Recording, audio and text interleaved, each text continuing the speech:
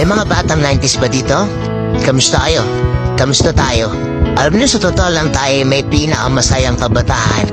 Tayo yung mga kabataan noon na napakababol ng kaligayahan. Tayo yung mga batang batak sa arawan kahit napagalitan ng magulang, okay lang basta makipaglaro sa mga kaibigan. Di natin alam kung ano yung teknolohiya. Di natin alam kung ano yung cellphone. Di natin kilala si Coco Melon. Puntay na tayo sa mga laruan natin at sa kung ano yung meron. Tayo yung mga batang halos pa kompleto natin lahat ng laruan sa Jollibee at McDo.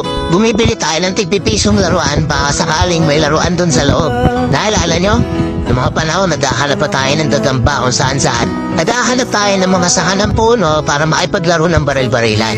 Kukuha tayo ng gulong sa tabi-tabi tapos paggugulumin lang natin kung saan-saan. Mabibwisit tayo kapag hindi tayo pinayagan ng magulang natin makipaglaro sa mga kaibigan natin sa ulanan.